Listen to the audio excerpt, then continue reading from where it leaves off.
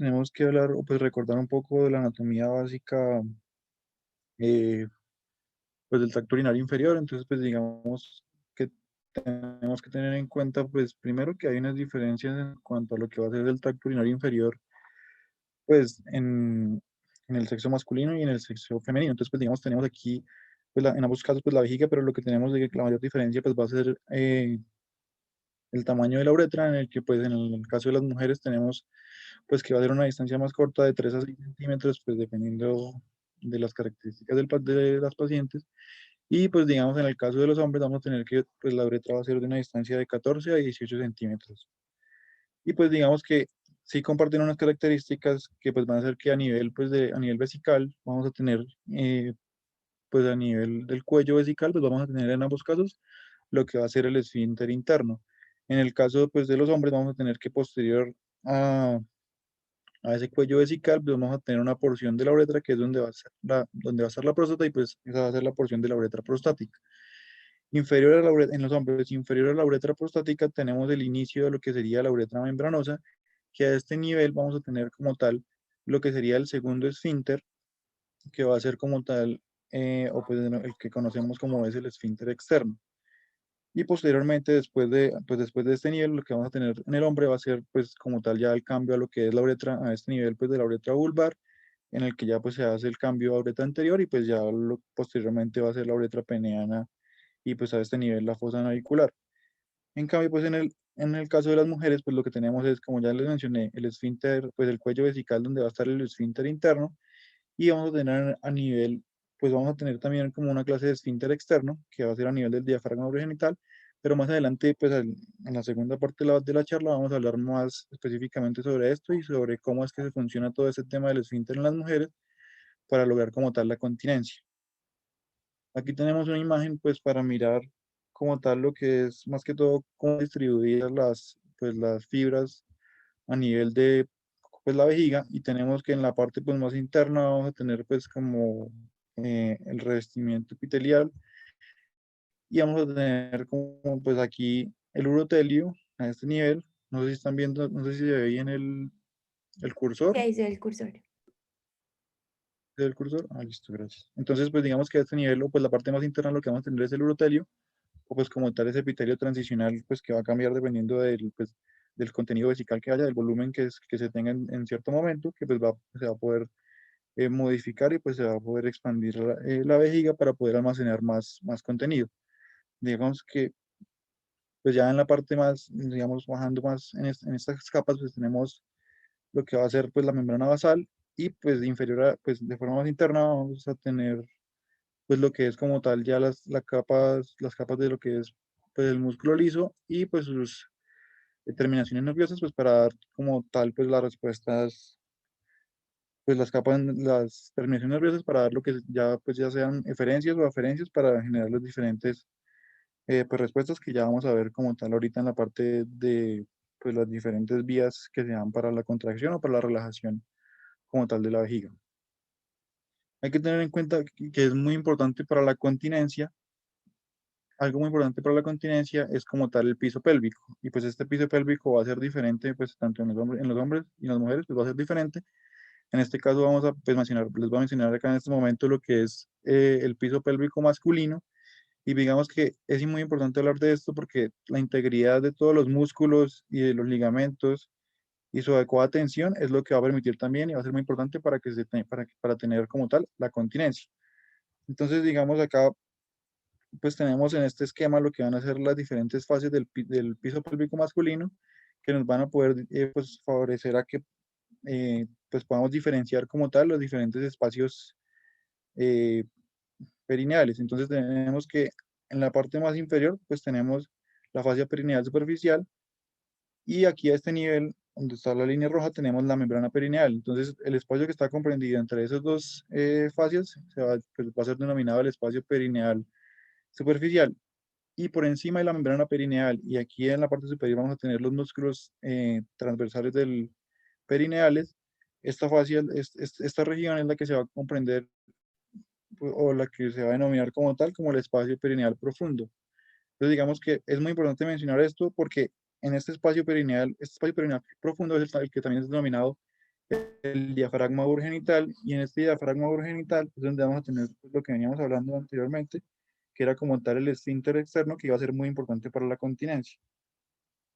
Entonces, pues, ¿qué tenemos en el espacio perineal superficial? Tenemos en esta porción que vamos a tener pues músculos, pues en el nombre, los músculos pulpoesponjosos, isquiocavernosos y los superficiales transversos del periné, pero pues ahorita no nos vamos a enfocar tanto en esto, sino más bien en el espacio perineal profundo o pues en el diafragma urogenital, en el que lo que vamos a tener es pues dos músculos principales que van profundos transversos del periné,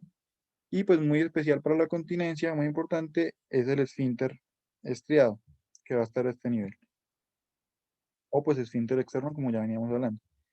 Y en el espacio perineal profundo, pues digamos que, como les digo, tenemos esas dos estructuras, pues el músculo, el esfínter externo o el esfínter estriado, pues se va a encargar como tal de ese cierre voluntario que, pues como les expliqué anteriormente,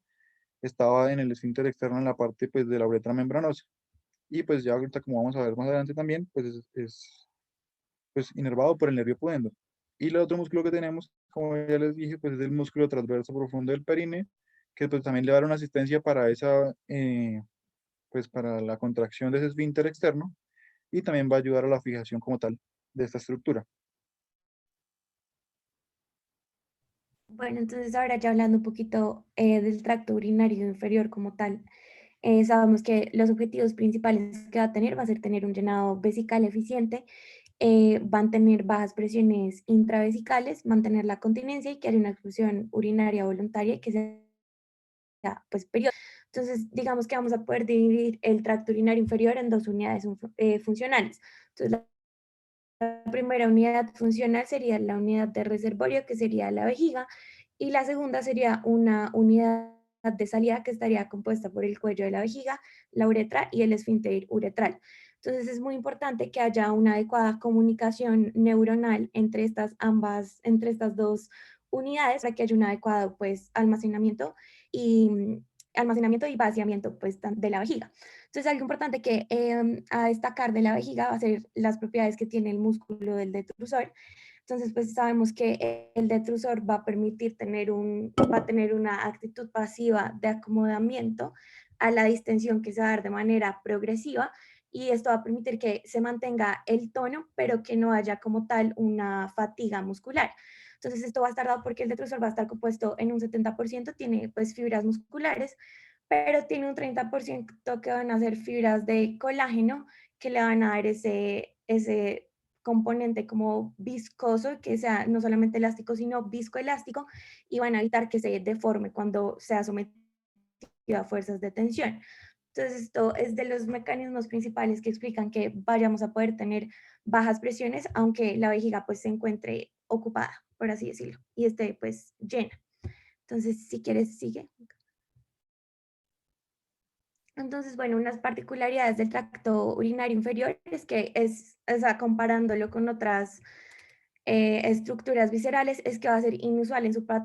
su patrón de actividad y en la organización de los mecanismos que va a tener de control neural. Vamos a ver que solo tiene dos modos de operación, o sea, va a trabajar en patrones fásicos y no en patrones tónicos, como lo hacen pues otras vísceras. Y algo muy importante es que es de control voluntario y va a depender de un comportamiento pues totalmente aprendido. Y esto pues es muy diferente pues a la particularidad y al modo de operación de las demás vísceras. Entonces, esto nos habla pues para que sea como toda una inervación periférica autónoma, pero que sea de control voluntario, pues implica que tenga una gran complejidad de mecanismos neurales y que por ende va a ser sensible a muchas enfermedades e injurias. Entonces, si quieres, dale. Entonces, bueno, hablando ya de la micción como tal, sabemos que va a ser el proceso mediante el cual va a ocurrir el vaciamiento de la vejiga, y digamos que para entenderlo más fácil lo podemos dividir en dos fases. Primero está la fase de llenado o almacenamiento, donde vamos a tener pues los reflejos que nos van a permitir pues tener el almacenamiento de la misma, y van a depender del nivel medular, y la fase del vaciamiento, donde pues los mecanismos reflejos van a estar organizados a nivel cortical. Entonces el volumen normal de vaciamiento se suele dar entre los 250 a 300 mililitros,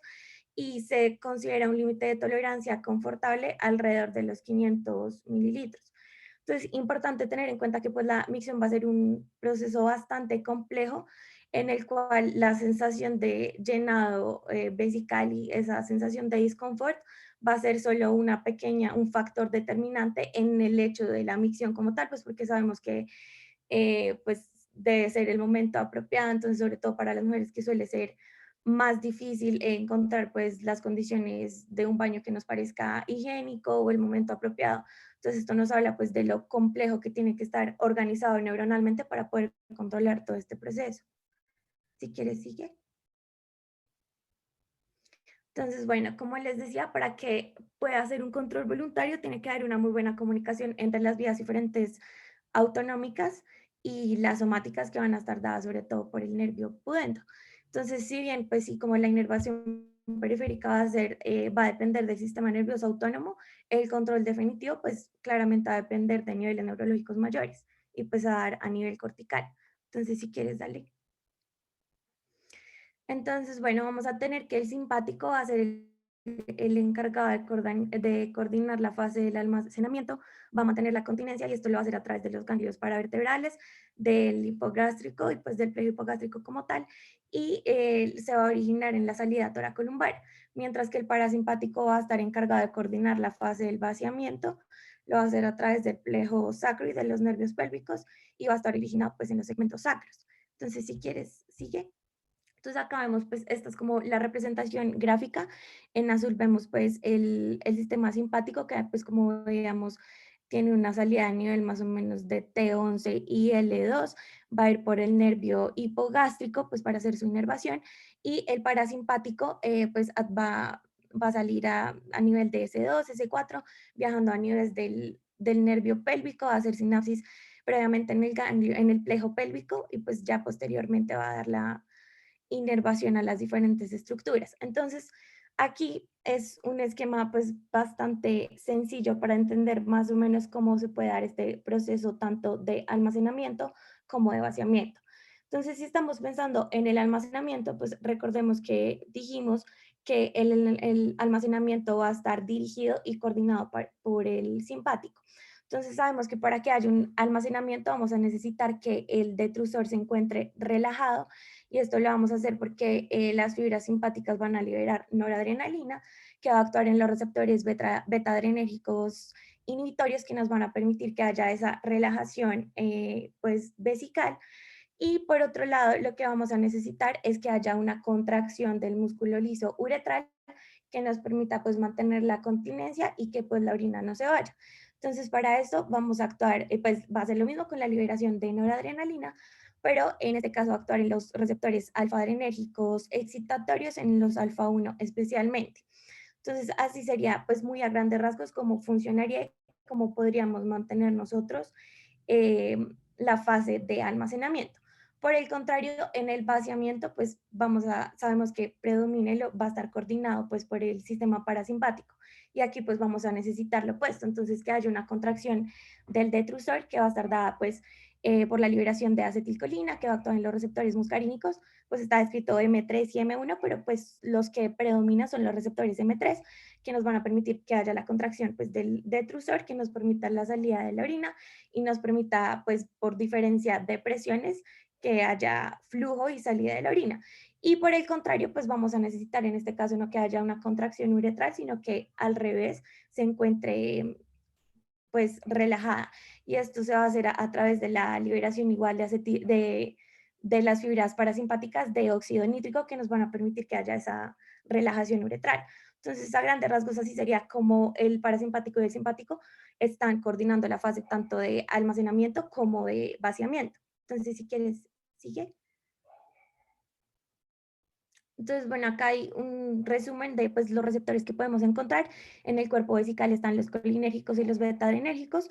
que al ser estimulados pues, nos van a permitir tener la contracción del detrusor o relajación del detrusor, pues según lo que estemos necesitando. En el trígono y en el cuello vesical están los alfa-receptores, que nos van a permitir la contracción del esfínter interno.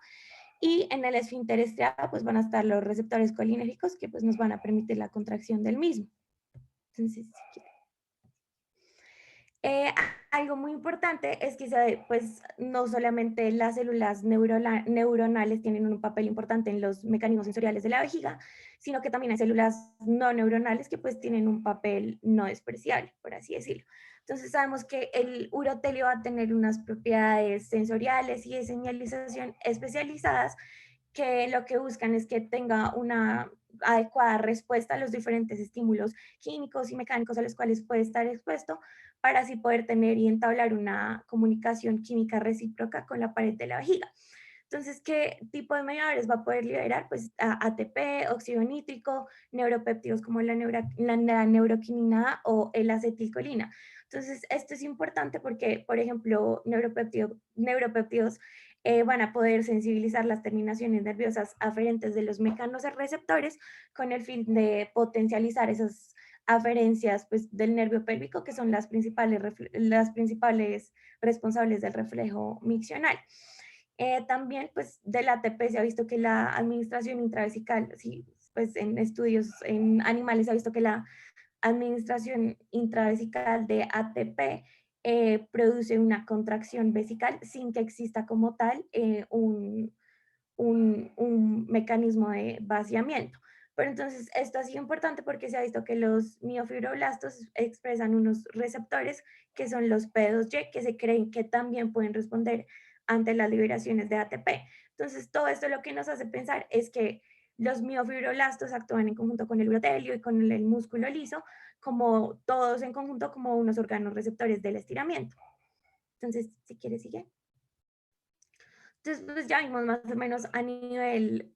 em, autonómico cómo se da pues estas fases de almacenamiento y vaciamiento, pero como veíamos, siempre va a tener esto un control cortical. Entonces hay centros neuronales inespecíficos como los núcleos medulares del RAFE con neuronas serotoninérgicas, o en el locus coeruleus con neuronas noradrenérgicas y en el tronco del encéfalo. Y también se han visto pues ya centros neuronales más específicos como lo son el centro continuo de la micción, la sustancia gris periacueductal, el hipotálamo, la corteza frontal medial. Sin embargo, pues son muchas las áreas cerebrales que se encuentran implicadas en estos mecanismos. Entonces, si quieres, sigue. Entonces, bueno, acá este es como un resumen de ver cómo podría ser ese control cortical y a ver si lo podemos entender un poquito mejor. A la izquierda, en el esquema A, estaría esquematizado el reflejo protector, que es el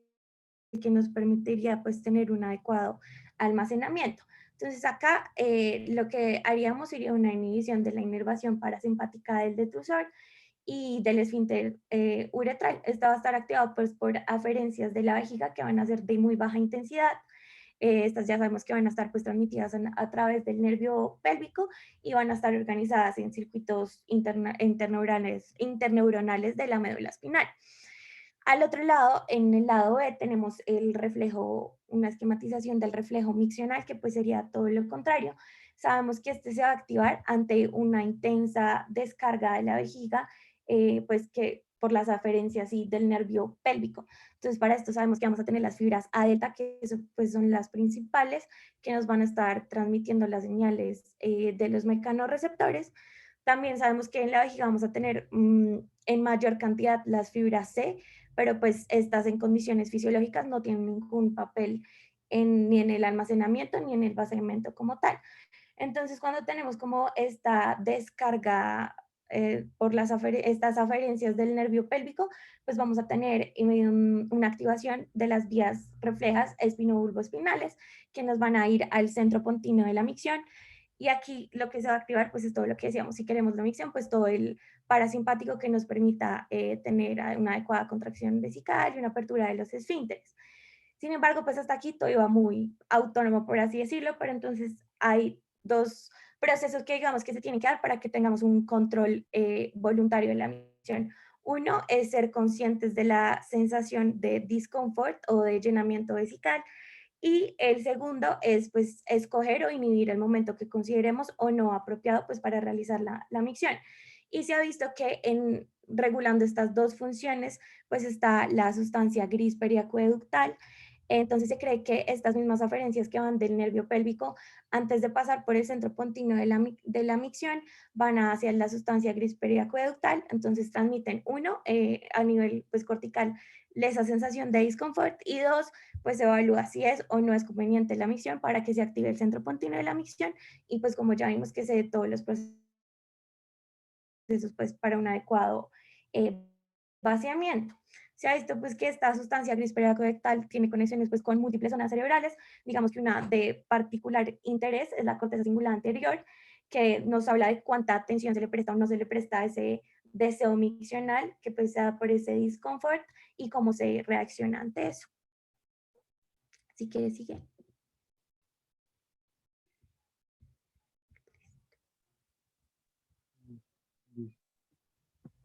Y ahora pues digamos, después de haber hablado pues de todo como lo de la micción, hay que tener en cuenta que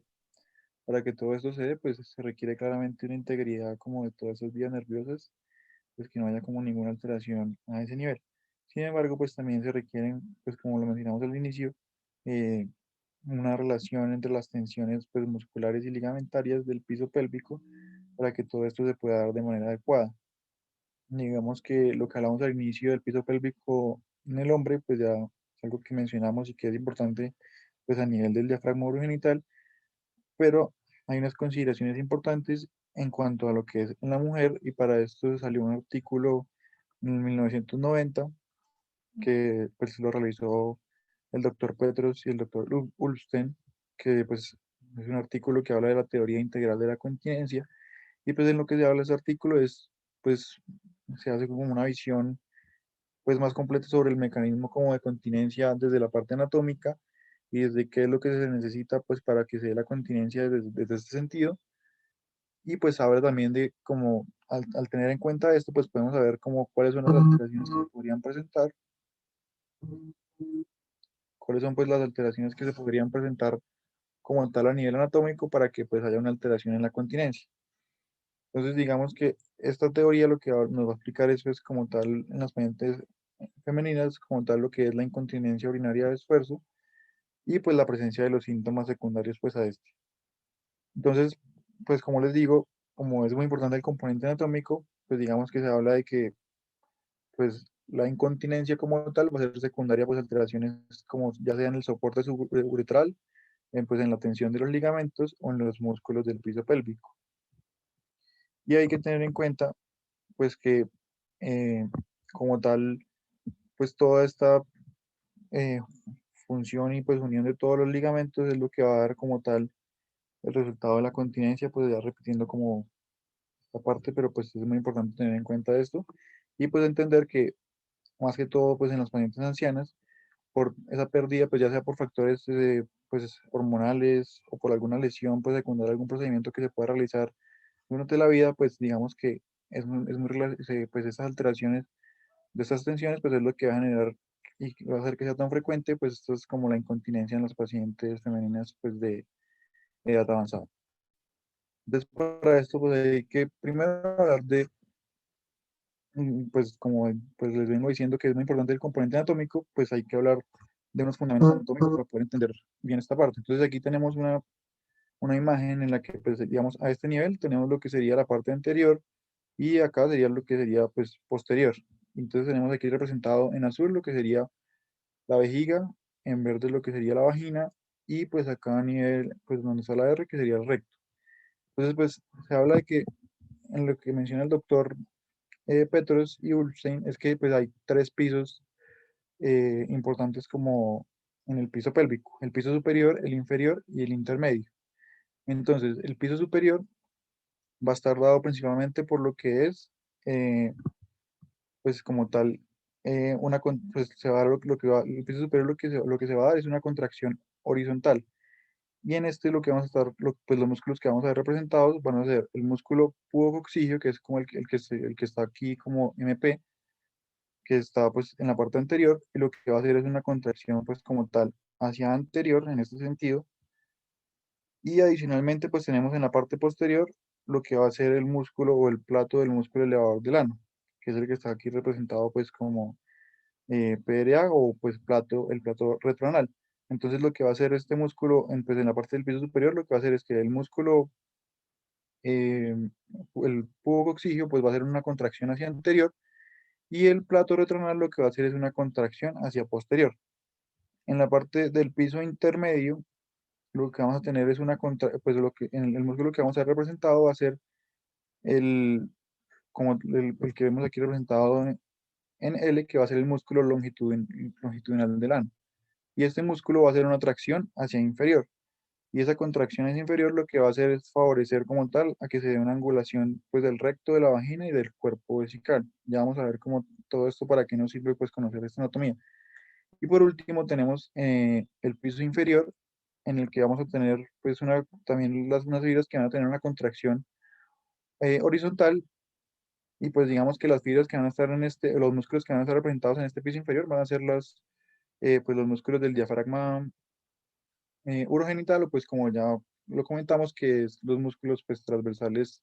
perineales profundos. Y estos, pues la función más que todo de este piso inferior va a ser o va a estar más orientada a lo que va a ser como tal el soporte.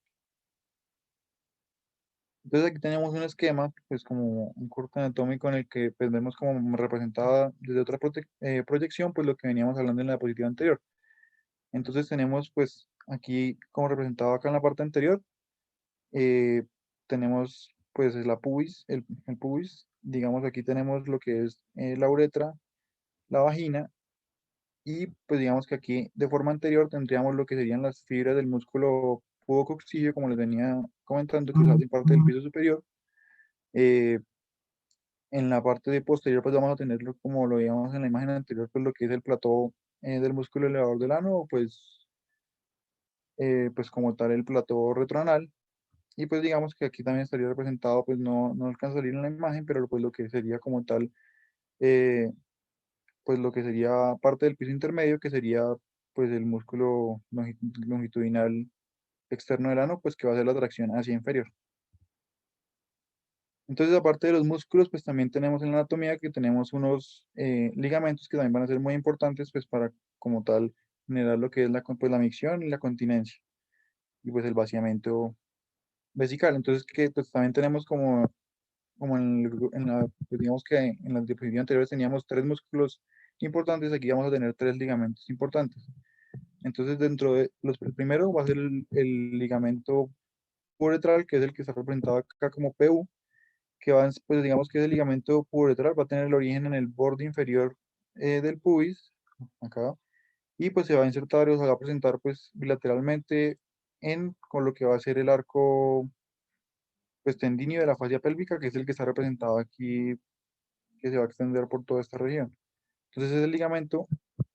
pues, va a ser muy importante en conjunto con uno que ya vamos a hablar para pues controlar como tal la micción o pues la continencia. Entonces ese es el ligamento puboretral que va del pubis pues, al arco tendinoso de la fascia pélvica. Después de ese ligamento tenemos lo que es el ligamento uretropélvico, que es el que está acá como representado como UP, y ese ligamento va a surgir del ligamento puboretral, o sea, va a salir de ese otro ligamento y se va a insertar en el otro lado, pues como al otro lado se va a insertar en el otro ligamento puboretral, pues del lado contralateral. Y pues digamos que, como les digo, estos dos ligamentos van a ser muy importantes en lo que va a ser pues los mecanismos de continencia y micción. Y por último, de forma posterior, tenemos unos ligamentos que son los úteros sacros, que van a ser unos ligamentos que se originan pues en la cara anterior aquí del sacro y se van a insertar en el ápice, pues aquí en la fascia eh, pubocervical, en el ápice vaginal. Entonces es muy importante tener en cuenta que ahorita pues por acción de los músculos, como ya vamos a ver ahorita, eh, estos ligamentos pues se van a retraer para generar un efecto pues en la uretra, porque digamos que la uretra es lo que está aquí representado pues con lo que estoy señalando. Entonces, al haber una acción como tal de los músculos mencionados previamente, pues van a haber unos pues, movimientos de estos ligamentos que van a generar un efecto o una compresión sobre la uretra como tal. Y es importante tener en cuenta que aquí en esta porción donde pasa el ligamento uretropélvico, que es el que hace como pues el que sale de los uretrales y que hace como una especie de hamaca a la uretra, ese va a ser a este nivel, digamos, donde están insertados estos ligamentos, este va a ser el tercio medio de la uretra femenina. Y de ahí hacia el cuello vesical, esta región pues, se va a denominar como la zona de elasticidad crítica. Y es muy importante porque esta zona de elasticidad crítica pues, va a ser demasiado importante para lo que es el comportamiento pues, dinámico de la uretra y pues como tal los mecanismos de micción y de la continencia urinaria. Entonces, pues todo esto, toda esta explicación de anatomía viene pues, para mirar cómo es que las diferentes contracciones van a generar los cambios en la uretra. Entonces, ¿qué es lo que pasa? Les dije que para anterior teníamos el músculo pudococigio, ¿sí? Y que posterior, pues teníamos el plato retronal, que va a ser este que está representado en PD, y el músculo elevador del ano. Entonces, digamos, ¿qué es lo que pasa? Acá anterior se genera una contracción, o sea, en estado como de reposo, pues en el estado de almacenamiento de la micción, lo que va a suceder en condiciones normales es que este músculo pudococigio, pues como les decía, va a ser una contracción hacia anterior. Y a nivel posterior, pues tenemos que como se da la contracción hacia posterior y tenemos otro músculo que hace una contracción hacia inferior, pues digamos que se va a dar en sentido diagonal hacia posterior inferior, se va a dar esa contracción. Entonces lo que va a favorecer, lo que se va a dar con estos mecanismos de contracción es que ese músculo pubococcígeo anterior va a retraer también los ligamentos puboretrales y uretropélvicos y lo que va a hacer es que los va a estirar y pues como está en la posición anterior, ahí el ligamento uretropélvico está en forma de hamaca, por así decirlo, en la uretra. Al hacer esa contracción hacia anterior y al hacer pues al estirar esos ligamentos, lo que va a hacer es colapsar como tal a este nivel del tercio medio de la uretra femenina, pues va a colapsar la uretra, favoreciendo la continencia. Y adicionalmente, cuando esto se da, cuando se da esta contracción, pues como les dije, también se está dando una contracción a nivel posterior que se va, pues, a nivel, una contracción posterior inferior, esta contracción lo que va a generar a nivel del cuello vesical también es, pues, como tal, un cierre a este nivel y pues también, pues, una contracción o pues va a mantener cerrado lo que es el esfínter interno y pues el cuello vesical. ¿Qué es lo que pasa pues en condiciones o cuando se va a dar la micción? Digamos, pues esta contracción del músculo pudococígeo en la región anterior se va a suspender, ¿sí? O sea, como este músculo se va a relajar, lo que va a hacer que pues el músculo, estos ligamentos uretrales dejen de estar tensionados y se liberen, lo que va a favorecer que se abra como tal pues se vuelva permeable la uretra a este nivel. Sin embargo, a nivel posterior siempre va a estar esa contracción posterior inferior. Pero cuando, o sea, la contracción posterior inferior siempre está, independientemente de que sea almacenamiento o que se esté generando la micción. Pero cuando este músculo pubococcígeo se relaja y libera o deja permeable la uretra a este nivel, hace que esta contracción posterior inferior no genere el efecto que estaba generando previamente, que era de contracción y pues cierre del cuello vesical y del esfínter interno, sino que cuando esto está relajado, esta contracción va a favorecer a que se abra y sea permeable y se embudice como tal el cuello vesical y permita la salida de orina. ¿Listo? Entonces, pues digamos, este es otro esquema para explicar pues lo mismo que tenemos pues aquí. Aquí sería la porción anterior, esta sería la porción posterior y pues digamos, este es el esquema en el que hay como tal una contracción de ambas. Entonces, cuando hay una contracción de ambas, como les venía diciendo, pues va a estar colapsado o va a estar eh, pues cerrado el tercio medio de la uretra femenina y pues también va a estar pues no va a estar permeable como tal el cuello vesical. También es importante mencionar que a nivel de, pues digamos, a nivel del tercio medio de la uretra femenina, pues también va a estar el diafragma urogenital que añadido pues a este mecanismo de tensión con los ligamentos, pues va a favorecer aún más que esté cerrado pues la uretra a este nivel. Y aquí pues es otro esquema de lo que sería pues cuando está relajado el músculo podococígeo, pero de todas formas está haciendo la contracción la parte posterior inferior, pues porque les decía que eso siempre va a estar contraído. Entonces cuando se da esto, pues va a estar permeable como tal la vejiga, el cuello vesical y pues el tercio medio de la uretra femenina, permitiendo como tal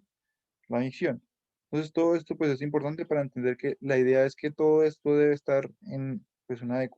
tiene que tener una adecuada función y tiene que tener una adecuada elasticidad para que todos estos mecanismos se puedan dar de forma normal. Entonces pues digamos que toda esta teoría de la continencia que les vengo explicando es para entender de que si alguna fibra o algún músculo pues está hipoactivo o hay alguna alteración a la hora de la contracción del músculo, pues se va a presentar la incontinencia como tal. Y, pues en este caso que venimos hablando de las mujeres, pues en las mujeres. Y esos cambios, pues como les decía al inicio de la parte de la teoría de la continencia, es que pues con la edad, con factores hormonales y todo eso, pues pueden alterar como tal la función pues muscular o ligamentaria pues de todo este sistema. Y ya pues aquí para terminar es para mostrarles que pues es importante conocer toda esa pues como función normal de los músculos y ligamentos para la continencia, porque pues con esto vamos a poder conocer pues a posterior, entender cómo vamos como tal a hacer o cómo vamos a entender pues las alteraciones. Entonces pues digamos aquí tenemos un esquema para mirar las diferentes alteraciones que hay en este sistema, pues que tenemos ya sea defectos del soporte suburetral o síndromes de vagina fija o distensión de los ligamentos puboretrales o los ligamentos pues uterosacros, ¿sí? Entonces digamos toda esa alteración, o sea, todo esto que venimos hablando es para poder luego entender pues cómo es que se va a alterar la continencia por los diferentes eh, pues, procesos patológicos en este sistema. Y listo, eso, pues sería todo en cuanto a lo que es pues, la micción y la continencia. Muchas gracias. Felicitaciones, Juan Camilo y Juanita. Muy buen esfuerzo, no es fácil. No sé si antes de que yo les comente alguna cosa haya preguntas en el auditorio en la reunión. Listo, por ahora no tenemos preguntas en el chat, doctor. No sé si quiera hacer su intervención primero y pues esperamos si alguien quiere preguntar por el chat o directamente por nuestras redes sociales, estamos atentos. Vale, muchas gracias. Bueno, esta es más o menos bailar con la más fea, porque siempre que uno eh, trata de hacer una charla sobre funciones fisiológicas, elementos de control, conexiones neuronales, frente a una actividad cotidiana, así seamos médicos, es un poquito, digamos, dispendioso. Y el enfoque de esta charla era no solamente revisar lo que hicieron sus compañeros, que realmente es muy completo, sino tratar de ir visualizando el origen o la base de lo que se va a afectar o lo que se va a descomponer o lo que se va a intervenir, digamos, en los próximos módulos, cuando ya hablemos de clínica, de enfermedad, de razones por las cuales se alteran todos estos estados iniciales de control neuronal, fisiológico, mecanismos base y, por supuesto, alteraciones estructurales en particular. Digo que es bailar un poco con la más fea porque de pronto ustedes vienen de un tipo de estructura de enseñanza, por lo menos en medicina, donde vamos como todo al mismo tiempo. O sea, estoy viendo al mismo tiempo no solamente al sano, sino la alteración y voy desde el sistema hacia la implicación de la disfunción en la calidad de vida de las personas en este caso. Mucho de lo que hoy nos presentaron se va a entender un poco más o se va a reeditar cuando veamos los otras componentes de alteraciones ya funcionales, de sintomatología, de diagnóstico de tipos de incontinencia. Pero mm, me gustaría, digamos, resaltar como dos cosas. Me gustaría que Juanita me contara si puede resumir en palabras sencillas eh, cuál es la base del mecanismo de micción, digamos, cuál es el paso a paso de lo mínimo que debería pasar, como a manera de resumir y para que nos quede gravitando la fase sencilla, ¿cómo lo resumirías tú? Listo, entonces pues primero habría una distensión progresiva, pues esto sería previo pues de la micción, pero de la vejiga.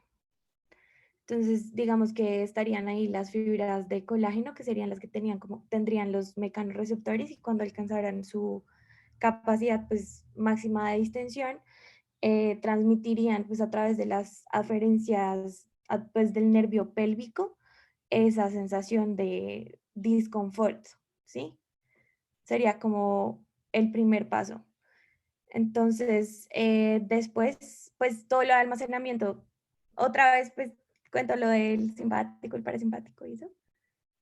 No, solamente así como lo vas contando, que es como un paso a paso simple, que lo Sí, entonces está bien. sí, ahí necesitaríamos pues que hubiera una adecuada relajación de la vejiga, primero pues para que pueda almacenar la orina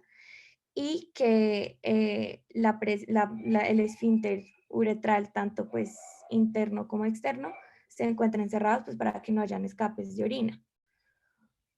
Ya posteriormente, pues ya siendo consciente esa sensación de disconfort y pues si es un momento adecuado, vendría a hacerse pues la contracción como tal del músculo detrusor y la apertura de los dos esfínteres. Exactamente, y un equilibrio de presiones para que se produzca el flujo urinario. Eso pues, digamos, en cuanto a la fase más simple pero elocuente, como lo acaba de explicar Juanita, de cómo se va a producir la micción, cómo se produce el llenado, a dónde es que se genera la sensación, dónde se disparan esas actividades, dónde se controlan y efectivamente qué es lo que sucede, digamos, de manera simple para que ocurra la micción. Y esto es importante porque dentro de los próximos temas vamos a ver cuáles son las patologías, las consideraciones o las alteraciones que pueden afectar esa capacidad funcional. Si no tengo una vejiga con buena capacidad, por ejemplo, porque haya una enfermedad espástica de la vejiga, pues esta sintomatología es la que se va a ver afectada y mucho de este control fisiológico. Sí, y si por el contrario hay alguna alteración ya no dinámica o funcional, sino anatómica específica, porque alguno de los múltiples ligamentos que nos mostró Juan Camilo respecto de la teoría de la continencia femenina, y se hizo énfasis en eso, es porque si se dieron cuenta hay multiplicidad de estructuras que están involucradas dentro de la continencia y que al verse afectadas, por ejemplo, por circunstancias como partos convencionales, partos instrumentados, aumento del peso de las pacientes, otro tipo de alteraciones, porque por ejemplo la miomatosis puede dar un peso específico sobre el prolapso genital u otras patologías del recto, ano o alteraciones, digamos, neuronales van a involucrar o afectar directamente alguno de esos componentes de vectores que vieron muy bien explicados en esas flechitas, que se ve como separado y como, digamos como elementos de diagramación separados, pero que al final hacen parte de un todo que es el complejo que contiene, van a afectar de alguna manera. Entonces, muchas de las veces la anamnesis, como lo vamos a ver, el examen físico va a ir planteando el camino de dónde pudiera estar la alteración o cuál pudiera ser el origen, cuál es la condición final, para así poder ver cómo la estudio, cómo la determino y cómo enfoco su tratamiento. Recuerden ustedes, y vamos a hablar de eso, que pues estos capítulos de continencia son importantes porque ninguna de estas enfermedades son, digamos, es particularmente mortal, pero afecta muchísimo el bienestar de las personas, su interacción con el mundo y su capacidad o su bienestar y seguridad o autonomía. Y por ende, sobre todo en pacientes mayores, pudieran favorecer dos cosas grandes. Uno, un aumento generalizado del consumo, del gasto de algunos elementos para la vida natural, es decir, toallas, protectores, pañales, trapitos, lo que sea, y a afectar también, por ejemplo, los escapes de la orina, dependiendo de la condición de los pacientes, su interacción con el mundo y favorecer, por ejemplo, caídas, favorecer, por ejemplo, dermatitis amoniacales permanentes que ustedes de pronto las hayan podido observar en niños, pero que también se pueden llegar a presentar en pacientes mayores. Entonces, entender un poco esto desde la óptica de la anatomía y la fisiología nos va a permitir analizar más fácilmente, o sea, teniendo ya ese engrama en la cabeza, nos va a facilitar de alguna forma determinar cuál puede ser el origen, qué es lo que debo preguntar en la anamnesis y por eso se va a conectar, qué es lo que debo evaluar el examen físico y por eso se va a conectar, y cómo debo complementar la información con qué tipo de estudios y por eso se va a conectar. Entonces, no sé si Juan Camilo pueda explicar ya digamos, no sé, no porque no lo puede hacer ni más faltaba, sino si nos colabora, digamos, explicando, bueno, cuáles serían por lo menos los 5 mecanismos más trascendentes o mínimos que se deben tener en esa teoría que nos explicaste y en esos componentes que deben estar, digamos, indemnes para que se produzca la continencia, como para que los tengamos como recuerdo final de su intervención. Mira, al menos estas 5 cosas deberían ustedes tener siempre presente cuando queramos pensar en mecanismos de continencia femenina.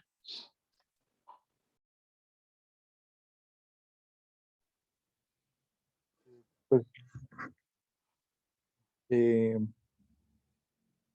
yo creo que lo primero sería como pues, la integridad pues, de la, como tal pues, de la función muscular, pues de la contracción como tal pues, de los músculos involucrados. O no sé si es por ahí, doctor, donde va como la pregunta, es que no. No, de acuerdo como tú lo entendiste, si tú quisieras resumir solamente en 5 términos, si quieres pasos o estructuras que son trascendentes para que haya una continencia, por lo menos 5, tú digas, mira, siempre debe haber por lo menos esta estructura habilitada o este mecanismo habilitada para que haya la continencia mínima que le permita el bienestar a las personas, de acuerdo con lo que revisaste. Pues digamos que por lo menos o sea, las 5 estructuras más importantes de las habladas pues son pues digamos que los 3 músculos pues que ya mencionamos, lo que sería pues el pubococcígeo para poder hacer la contracción pues hacia anterior y poder realizar pues el cierre del tercio medio de la uretra. Eh, pues los otros 2 músculos también son muy importantes porque van a hacer la contracción hacia posterior inferior, que van a ser pues el músculo, el plato retroanal y el músculo elevador de nalo, pues que van a hacer esa contracción hacia posterior inferior, que también va a ser muy importante pues para como tal el cierre vesical pues y el del esfínter interno, o pues en el caso de que cuando sea la relajación pues se pueda realizar como tal la apertura también de ese cuello vesical y del esfínter interno. Y pues me parece que son muy importantes, pues los dos, más que todo, o sea, de los 3 ligamentos, yo creo que los más importantes serían, pues los 2 que están hacia anterior, que son, pues el puboretral y el uretropúbico, porque pues son los que realizan como tal esa, pues favorecen en conjunto con el músculo pubococcígeo, lo que es pues el cierre de la uretra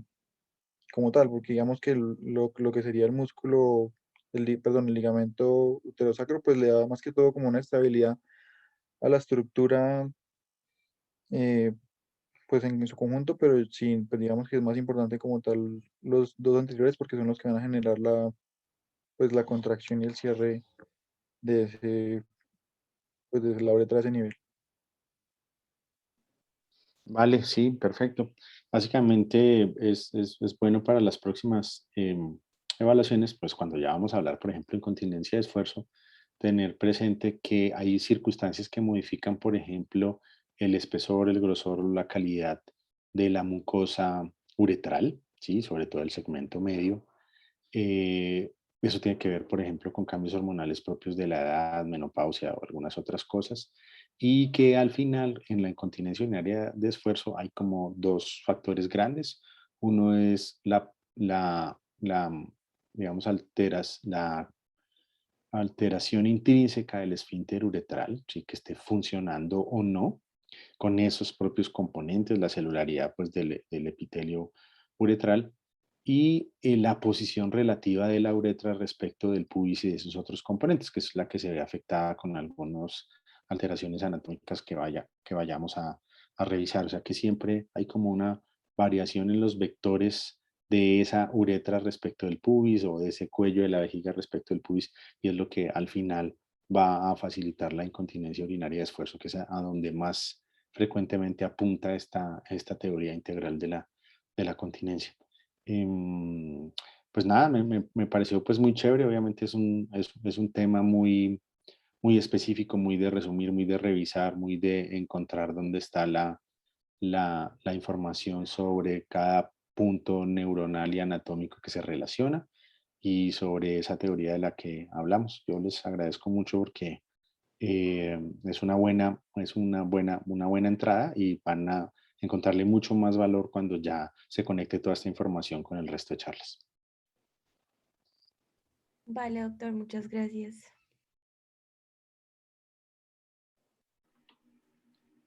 Listo, No sé, doctor, Santiago, si haya muchísimas gracias. preguntas o algo, o Isa. No, pues no tenemos preguntas en el chat. Pues no sé si alguien más quiera prender el micrófono en este momento para hacer algún comentario, pero por ahora eso sería todo, doctor. Muchísimas gracias por las especificaciones y por las aclaraciones y ese como mini resumen por cada uno de ustedes, Juanita y Juan Camilo. Muchísimas gracias. Queda súper claro. Eh, por ahora no tenemos más preguntas, doctor. Eso sería todo por la noche de hoy. Muchísimas gracias. No, gracias a ustedes por la conexión. Descansen y que les rindan sus actividades. Buenas noches. Gracias, Gracias. doctor. Hasta luego. Listo. Muy buenas Hasta noches luego. a todos. Gracias.